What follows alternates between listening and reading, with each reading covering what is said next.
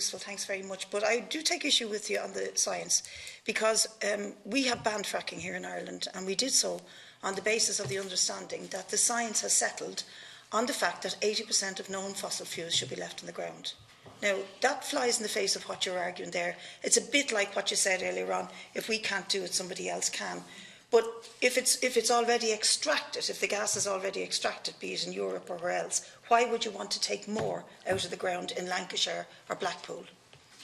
Well, the fact is that under the budgets which we have set, we are going to take more gas out of the ground in Dubai or in Russia over the next years. And that's what it means by 80% left in the ground. It means that 20% isn't going to be left in the ground. So that's going to happen anyway. The question is, if we produce it at home under the tough measures that we have, we won't be buying it from Mr. Putin. If you buy it from Mr. Putin, he hasn't got any of those measures in place. What we are not prepared to do is to mean that if you were going to have 100, I'm just using it just as a figure, 100, you're not allowed to have 120 because you're producing it at home. You've got to keep it at 100. And I do think there's an issue here. The science is very clear. The science isn't that it is, I mean, you can say that the science says that we'd have to keep 80% in the ground, but that means you've got 20% which you've got to decide where it comes from. The science is very clear, and that is that if you frack properly with these very tough measures, that actually means that you will have gas with less emissions than you would if you took gas from many of the sources that you have today. So if you want to stick to the science, you can't stand up there and say that fracking is unscientific, which is what the campaigners do. It's a choice you make. I would prefer to have what we need for gas from a source which was not controlled by Mr. Putin than from a source which is controlled by Mr. Putin, because I can make sure that its polluting effect is significantly less. What I have to say to anybody who does that is, don't think you're going to have a market after about 2032. So if you can make it work up to then, but don't think there's a market after 2032, because there ain't. Very good. Thank you, Chairperson.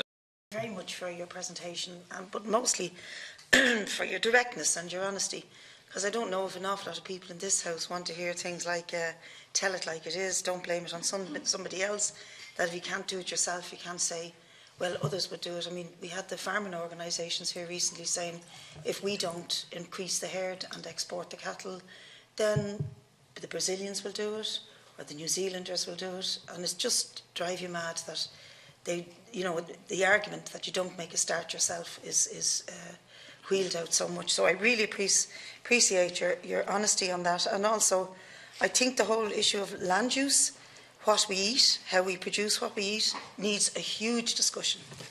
And no better country than Ireland to have it, because we have loads of fallow land, and we have loads of farmers who want to be farmers and who could diversify. We really need to have that discussion in an honest way. But I think because you're over from England, and if you don't mind me calling you Mr, I find it really strange calling somebody a Lord. It's wrong with anything you like. Mr. Deben. I'd like calling you a deputy. Yeah. I know you're from the House of Lords, but I find you say Lord, I can say that to you. Just something that I've noticed in England recently is the pressure from the fracking companies to frack and the response of the people. And I've been really in awe of the protesters. I mean, they've gone out of their way to try and get their voices heard in a democratic way, and they've been blocked by local authorities left, right and centre. And the sort of protests that we've seen in Lancashire and Blackpool and all the rest of it, they've been some ways quite scary, that people feel they have to do that, but in other ways fracking is also quite scary. And if you're the representative of Climate Change Committee, could you comment on the increase in, or the attempt to increase the use of fracking, and also on the protests? And I would like to use the opportunity to say I would extend my solidarity to both those and the young people who were involved in the Extinction Rebellion, where they blocked the bridges around London and glued themselves to Westminster.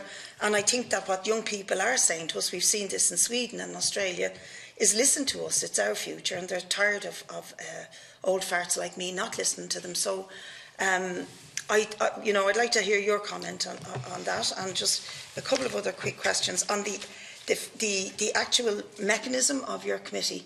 See, we have the first recommendation from our Citizens' Assembly that met.